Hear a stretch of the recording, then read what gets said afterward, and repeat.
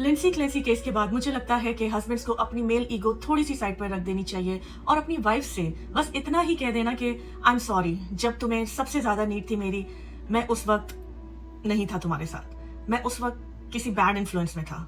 यकीन करें, कभी कभी सिर्फ इतना एक्नॉलेज कर देना, सिर्फ इतनी अकाउंटेबिलिटी ले लेना अपनी वाइफ के लिए बहुत बड़ी बात है। वहां से आपकी वाइफ का, आपके बच्चों की माओ का हीलिंग प्रोसेस शुरू हो जाएगा। अगर आप अपनी माँ या बहनों की बातों में आकर अपनी वाइफ को इमोशनली हर्ट कर चुके हैं तो बस इतनी सी एक्सेप्टेंस काफी है, क्योंकि औरतों का दिल बहुत नरम होता है। वो अपने हस्बैंड की अकाउंटेबिलिटी, मतलब वो जिम्मेदारी लेने के लिए वो तरस रही होती हैं कि बस एक छोटी सी तुम जिम्मेदारी ले लो, बाकी हम खुद मेंटली। ट्रस्ट नहीं, वहीं से आपकी वाइफ्स अपना हीलिंग प्रोसेस खुद ही शुरू कर देंगी, क्योंकि आपको नहीं पता हम औरतों के अंदर एक वो पावर, एक वो शक्ति खुदा ने डाली है कि हम अपने आप को मेंटली और फिजिकली खराब भी खुद कर सकते हैं और ठीक भी खुद कर सकते हैं। हमें किसी की जरूरत नहीं है, हमें सिर्फ और सिर्फ हस्बैंड्स की इमोशनली सपोर्ट की जरूरत होती है। मेरा ये मानना है इट्स लिंडसी क्लेसी केस के बाद कि जो हस्बैंड जेन्युइनली अपनी वाइफ और अपनी फैमिली की फिक्र करता है वो डेफिनेटली अपनी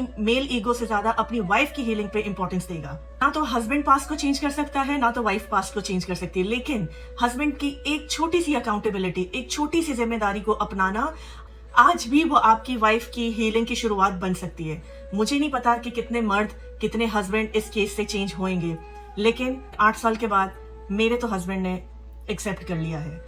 मैं नहीं कहती कि हस्बैंड्स आके घंटों घंटों बैठ के अपनी बहनों की, अपनी माओ की बुराई करें, ऐसा नहीं होता। और जो मदर्स हैं, जो औरतें हैं, वो भी एक्सपेक्ट ना करें कि आदमी बैठ के आप अपनी बहनों की, अपनी माँ की लंबी लंबी बुराई करेगा। वो ऐसे कभी भी नहीं करेंगे, क्योंकि उनका एक मेल ईगो होता है। उनको पता है कि अंदर ही अंदर उनकी बहनों ने और उनकी माओ ने कितना गलत किया है, लेकिन वो इस चीज को एक्सेप्ट ही नहीं कर पाते। इतने साल लग जाते हैं। बस आप छोटी सी एक अकाउंटेबिलिटी ले लोगे ना, तो सब कुछ आपकी जो वाइफ जो भी पोस्टमार्टम डिप्रेशन से गुजरी, और नहीं भी अगर गुजर रही, कहीं ना कहीं बैक ऑफ द माइंड आपकी वाइफ के माइंड में ये रहता है कि मेरा हस्बैंड मेरे साथ उस वक्त नहीं था जब मुझे सबसे ज्यादा जरूरत थी, जब मैं पोस्टमार्टम डिप्रेशन में थी।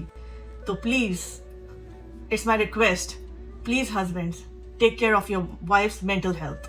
अपनी वाइफ की मेंटल हेल्थ के लिए नहीं करना तो अपनी बच्चों की खातिर करें, अपनी फैमिली की खातिर करें, कि जो आपका घर पीछे से संभाल रही है, जो आपका घर चला रही है, जो आपके बच्चों को पाल रही है।